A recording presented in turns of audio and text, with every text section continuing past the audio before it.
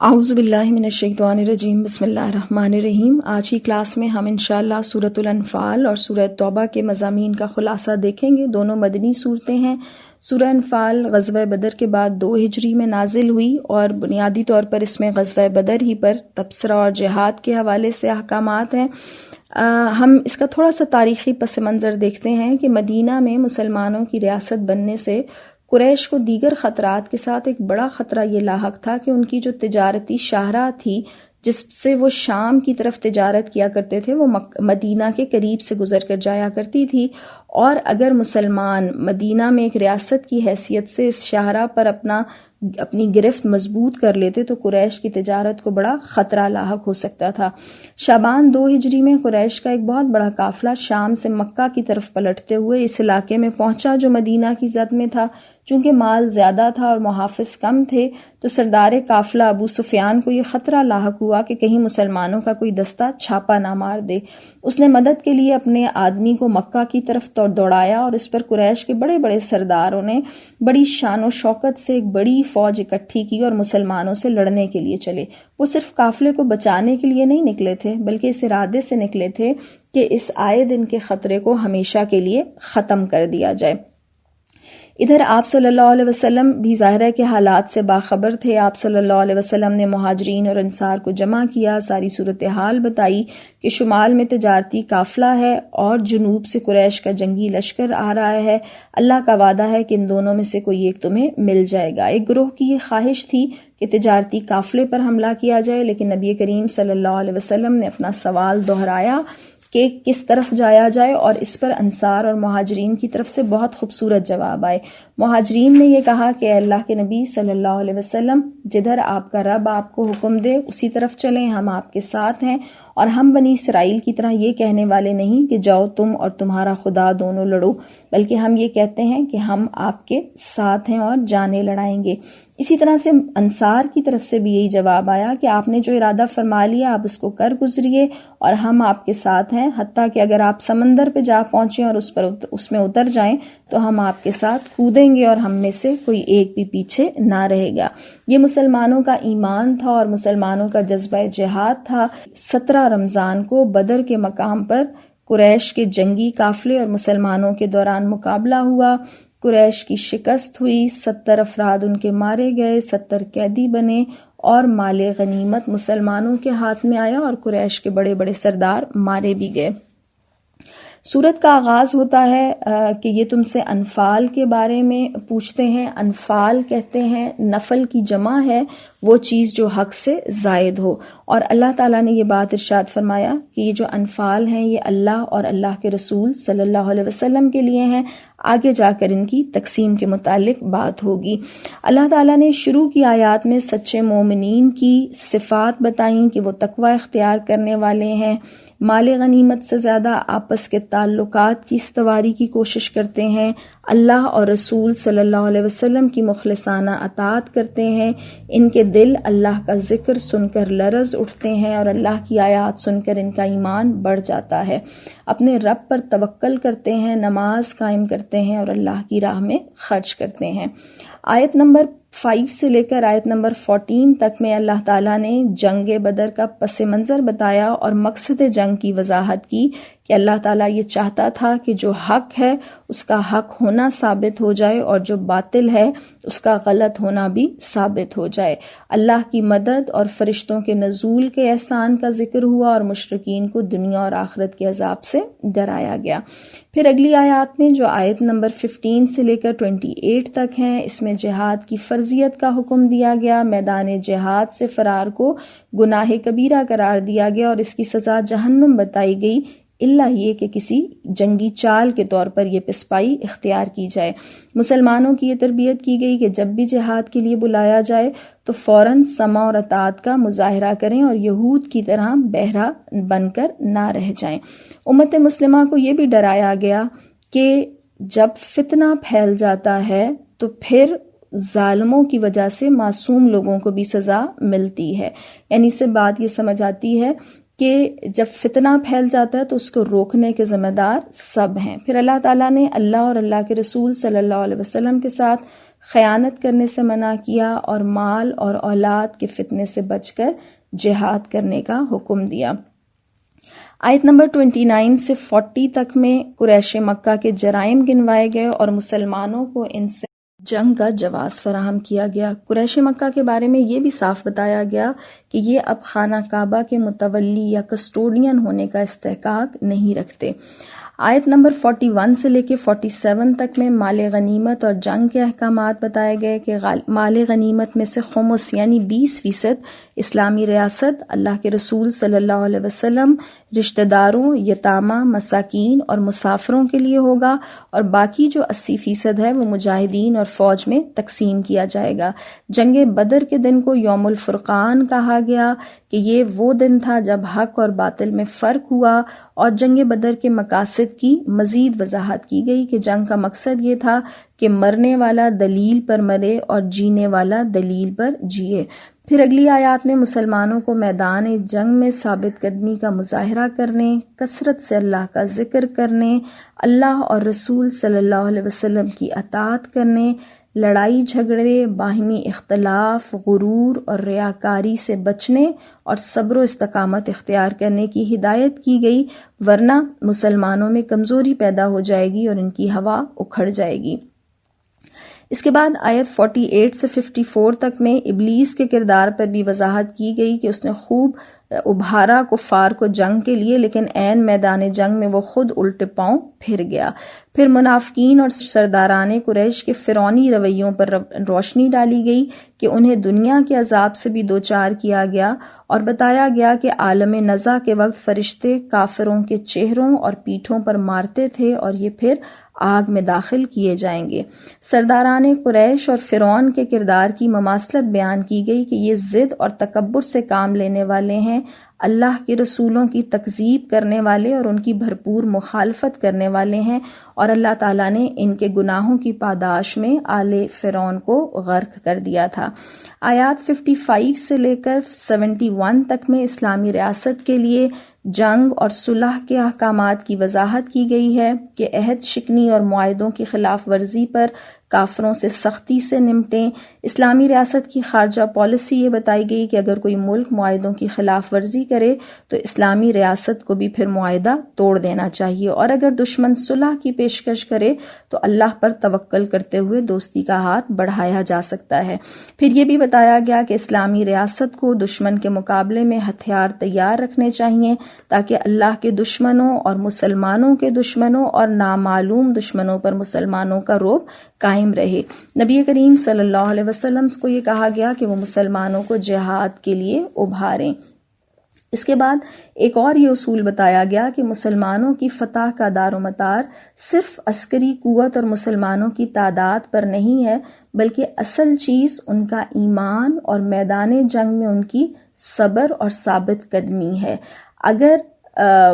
مسلمان جو ہیں وہ کمزور بھی ہوں بظاہر لیکن صابر ہوں تو 100 مسلمان ہیں وہ 200 کافروں پر غالب آ سکتے ہیں، یعنی نسبت 1 اور 2 کی ہوگی، اور قوت اور رعب کی حالت میں 100 مسلمان 1000 کافروں پر غالب آ سکتے ہیں، یعنی نسبت 1 اور 10 کی ہوگی۔ یہ آیات 65 اور 66 میں آتا ہے۔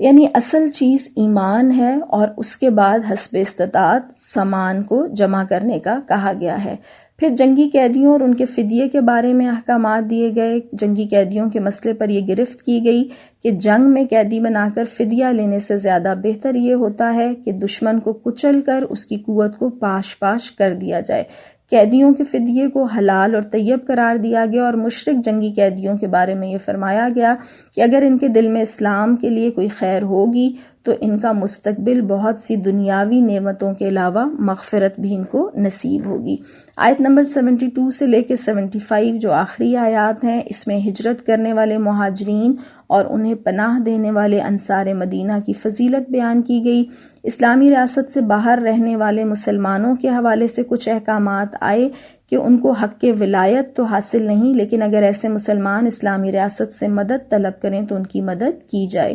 جہاد کی اہمیت بتائی گئی اور کہا گیا کہ جہاد نہ کرنے سے زمین پر فساد کبیر اور فتنہ برپا ہو جاتا ہے۔ سورہ انفال موجودہ دور میں جب جہاد کو خود ایک متنازع چیز بنا دیا گیا تو اس کی روح سمجھنے کے لیے ہمارے لیے اور اس کا فلسفہ اور اس کے فضائل سمجھنے کے لیے ہمارے لیے بڑی معاون و مددگار ہے۔ اب ہم سورۃ توبہ کا آغاز کریں گے۔ یہ مدنی سورت ہے، 129 آیات ہیں اور اس سورت میں 3 بڑے خطبے ہیں۔ اس کا جو پہلا حصہ ہے آیت نمبر 1 سے لے کے 37 تک، اس کا زمانہ نزول ذیقعد 9 ہجری ہے، جب نبی کریم صلی اللہ علیہ وسلم نے حضرت ابوبکر صدیق رضی اللہ تعالیٰ عنہ کو امیر حج بنا کر مکہ روانہ کیا تھا، اور یہ آیات نازل ہوئیں تو حضرت علی رضی اللہ تعالیٰ عنہ کو ان کے پیچھے بھجوایا تاکہ حج کے موقع پر تمام لوگوں کو اس کو سنا دیا جائے۔ اس کا جو دوسرا خطبہ ہے وہ آیت نمبر 38 سے لے کر 72 تک ہے۔ یہ حصہ رجب 9 ہجری میں نازل ہوا جب نبی کریم صلی اللہ علیہ وسلم غزوہ تبوک کی تیاری کر رہے تھے، اور اس کا تیسرا حصہ آیت نمبر 73 سے لے کر آخر تک یعنی آیت 129 تک ہے، اور یہ حصہ غزوہ تبوک سے واپسی پر نازل ہوا۔ تھوڑا سا تاریخی پس منظر دیکھ لیجئے گا۔ ہم نے صلح حدیبیہ کے متعلق پڑھا تھا۔ صلح حدیبیہ کے بعد جب قریش کی طرف سے امن میسر آیا تو مسلمانوں نے تیزی سے دعوت اسلام کو پھیلایا۔ پھر قریش کی طرف سے اس معاہدے کی خلاف ورزی ہوئی اور معاہدہ ختم ہوا۔ رمضان 8 ہجری میں نبی صلی اللہ علیہ وسلم نے اچانک مکہ پر حملہ کر کے اسے فتح کر لیا۔ یہ وہی مکہ تھا جہاں نبی کریم صلی اللہ علیہ وسلم کی جان لینے کی سازشیں ہو رہی تھیں، اور اب وہاں اہل مکہ نبی کریم صلی اللہ علیہ وسلم کو بطور فاتح دیکھ رہے تھے۔ اس کے بعد غزوہ حنین ہوا جس میں دیگر مشرک قبائل نے اپنی ساری طاقت لگا دی، لیکن اس میں وہ ناکام رہے، اور عرب کی قسمت کا قطعی فیصلہ ہو گیا کہ اسے دارالاسلام بن کر رہنا ہے۔ 1 سال کے اندر اندر عرب کا بیشتر حصہ اسلام کے دائرے میں داخل ہو گیا۔ تصور کیجئے کہ مکہ کے کمزور مسلمان اب عرب کی لیڈرشپ ہیں، اور ہم نے موجودہ دور میں دراصل اسلام کو مغلوب حالت میں دیکھا تو ہم یہ تصور بھی بھول گئے کہ اسلام دراصل غالب رہنے کے لیے آیا ہے۔ غزوہ تبوک روم اور مسلمانوں کے درمیان جنگ تھی۔ روم اس وقت کی سپر پاور تھی اور وہ عرب کی نئی جو طاقت تھی اسلام، اس کو کچلنا چاہتے تھے۔ یہ ایک فیصلہ کن مرحلہ تھا۔ دشمن فوج تعداد اور طاقت میں کئی گنا تھی، اور یہ وہی مارکا تھا جس کے لیے مسلمانوں نے بے شمار قربانیاں دیں، اور آپ جو سنتے ہیں کہ حضرت ابوبکر صدیق رضی اللہ تعالیٰ عنہ اپنے گھر کا سارا سامان اس مارکے کی تیاری کے لیے نظر کر دیا تھا۔ رجب 9 ہجری میں نبی صلی اللہ علیہ وسلم 30,000 کے لشکر کے ساتھ روانہ ہوئے۔ شدید گرمی کا زمانہ تھا، پانی کی قلت تھی، لیکن یہ جنگ بغیر لڑائی کے ہی جیتی گئی کیونکہ کیسر روم اپنی فوجوں کے ساتھ مقابلے پر آیا ہی نہیں۔ آیات کی طرف آئیے۔ پہلا حصہ جو آیت نمبر 1 سے لے کر آیت نمبر 37 تک ہے، اللہ اور اس کے رسول صلی اللہ علیہ وسلم کی طرف سے مشرکین کے ساتھ معاہدے ختم کرنے کا اعلان کیا گیا۔ ان کو 4 ماہ کی مہلت دی گئی۔ البتہ جن مشرک قبائل نے معاہدوں کی خلاف ورزی نہیں کی تھی، نہ مسلمانوں کے خلاف کسی کی مدد کی تھی، ان سے معاہدے پورے کرنے کا حکم دیا گیا۔ 4 ماہ کی مہلت کے بعد ان مشرکین سے جہاد کرنے کا حکم دیا گیا، الا یہ کہ وہ ایمان لے آئیں۔ اللہ فرماتے ہیں کہ یہ مشرک تمہارے معاملے میں نہ کسی رشتہ داری کا لحاظ کرتے ہیں اور نہ معاہدے کی پاسداری کا۔ پھر قریش کو ان کے جرائم بتائے گئے کہ وہ عہد کو توڑتے ہیں اور نبی کریم صلی اللہ علیہ وسلم کو مکہ سے نکالنے کی سازشیں کی، اور اللہ نے مسلمانوں کو یہ بتایا کہ اللہ تعالیٰ یہ دیکھے گا کہ کون اللہ، رسول صلی اللہ علیہ وسلم اور جہاد کو دیگر تمام کاموں اور رشتوں پر ترجیح دیتا ہے۔ مشرکین کو مسجد حرام کی تولیت یعنی کسٹوڈین شپ سے ہٹانے کا اعلان کیا گیا، اور اللہ کے ہاں درجہ پانے والوں کی صفات بتائی گئیں کہ وہ ایمان لاتے ہیں، اللہ کی راہ میں گھر بار چھوڑے اور جان اور مال سے جہاد کیا، انہی کو اللہ تعالیٰ نے کامیاب قرار دیا۔ آیت نمبر 24 میں ایک اصول دیا گیا کہ اپنے باپوں اور بھائیوں کو بھی اپنا رفیق نہ بناؤ اگر وہ ایمان پر کفر کو ترجیح دیں، اور مسلمانوں کو یہ تنبیہ کی گئی کہ اگر رشتے ناتے، مال، کاروبار اور تمہارے گھر تم کو اللہ، رسول صلی اللہ علیہ وسلم اور اس کی راہ میں جہاد سے عزیز تر ہیں تو اللہ کے فیصلے کا انتظار کرو، اور اللہ فاسقوں کی رہنمائی نہیں کرتا۔ یہاں پھر سوچنے کا پوائنٹ ہے کہ میری زندگی کی ترجیحات یا میری زندگی کی پرائرٹیز کیا ہیں۔ پھر غزوہ حنین کا تذکرہ ہے کہ اللہ تعالیٰ نے اس میں مسلمانوں کی کیسے مدد کی۔ پھر مشرکین کا ذکر کہ مشرکین ناپاک ہیں اور ان کا آئندہ مسجد حرام میں داخلہ منع ہے۔ آیت نمبر 29 سے 35 تک میں اہل کتاب کا ذکر ہے کہ ان سے بھی جنگ کا حکم دیا گیا۔ پھر یہود و نصارہ کے جرائم کا تذکرہ ہے کہ انہوں نے حضرت عزیر اور حضرت عیسیٰ علیہ السلام کو اللہ کا بیٹا قرار دے کر شرک کیا، اور علماء کی من مانی باتوں پر حلال اور حرام کا تعین کر لیا، یعنی کتاب کو چھوڑ دیا۔ اس پر بھی سوچیں کہ دین کے نت نئے ایڈیشنز نہ بنے، جو بھی دین کی بات ہو اس کی بنیاد کتاب اور سننا ہو۔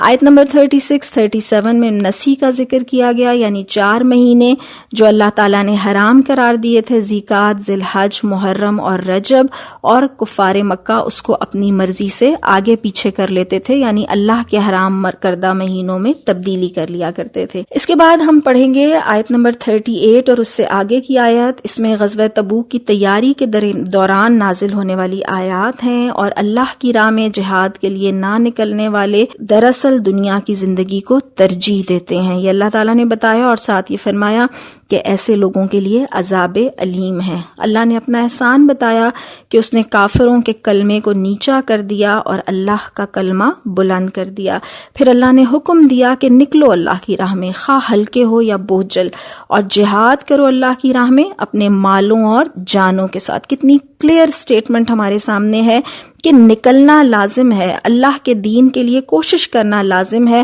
خواہ حالات کیسے ہی ہوں۔ دراصل جہاد اللہ کے دین کے لیے کوشش کا نام ہے، اور ہمیں یہ کوشش کرنی ہے۔ آیت نمبر 42 میں منافقین کا تذکرہ ہے کہ یہ تبوک کے مارکے سے ڈرنے کی وجہ سے بلا عذر رخصت مانگ رہے ہیں، اور نبی صلی اللہ علیہ وسلم کو فرمایا کہ آپ نے ان کو رخصت کیوں دی، اور پھر فرمایا کہ ایمان والے رخصت نہیں مانگتے، یعنی حالات سے ایمان والے گھبراتے نہیں ہیں۔ اللہ نے منافقین کے متعلق بتایا کہ ان کے دلوں میں اللہ اور روز آخرت کے بارے میں شک ہے، اور یہ مسلمانوں کے درمیان فتنہ پردازیاں پھیلاتے ہیں، اور سچے مسلمانوں کو یہ خوشخبری دی گئی کہ 2 بھلائیوں میں سے ان کو ایک بھلائی ضرور ملے گی، یعنی فتح یا شہادت۔ اس کے بعد اگلی بات کی گئی کہ یہ منافقین صدقات کی تقسیم پر بھی اعتراض کرتے ہیں، اور پھر یہاں پر زکوٰۃ کی 8 مدات بھی بتائی گئیں۔ آگے منافقین کی جھوٹی قسموں کا ذکر ہے، اور یہ بھی کہ ان کو ہر وقت یہ خوف رہتا ہے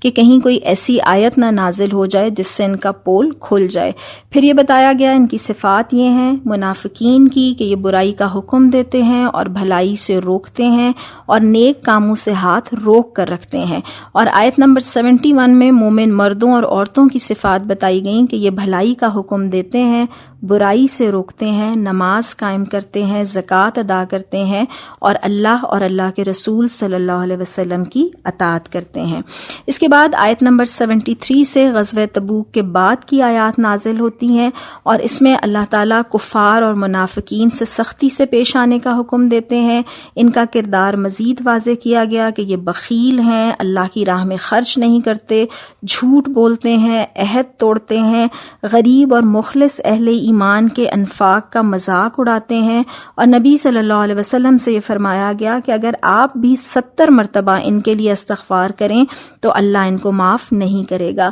گرمی کا بہانہ کر کے تبوک پر نہ جانے والوں کو بتایا گیا کہ جہنم کی آگ اس سے زیادہ گرم ہے، اور کھلے منافقین کی نماز جنازہ پڑھانے سے نبی صلی اللہ علیہ وسلم کو منع کیا گیا۔ اسی طرح سے یہ فرمایا گیا کہ وہ مسلمان جو ضعیف تھے، بیمار تھے یا مجبور تھے، ان کے جہاد میں پیچھے رہ جانے سے کوئی حرج نہیں، جبکہ وہ اللہ اور رسول صلی اللہ علیہ وسلم کے وفادار تھے، یعنی رہے دونوں مدینہ میں، لیکن ایک جو مخلص تھے لیکن مجبور تھے، اور دوسرے جو استطاعت رکھتے تھے لیکن خود بہانے کر کے نہیں گئے تھے۔ پھر بدوی عربوں، صحرائی دیہاتی عربوں کا تذکرہ ہے کہ یہ کفر و نفاق میں زیادہ سخت ہیں، پھر ان لوگوں کا ذکر آیا جو جہاد میں نہیں گئے مگر اپنے قصوروں کا اعتراف کر لیا اور جھوٹے عذرات پیش نہیں کیے، یعنی مخلص تھے مگر غلطی ہو گئی اور آگے جا کے ان کی معافی کا اعلان ہوا۔ اس تفصیل کو اگر آپ ضرور پڑھیں کسی بھی تفسیر سے، بالخصوص اگر آپ تفہیم القرآن سے، تو بڑی ہی ایمان افروز واقعات ہیں ان لوگوں کے جن سے غلطی ہوئی لیکن انہوں نے معافی مانگ لی۔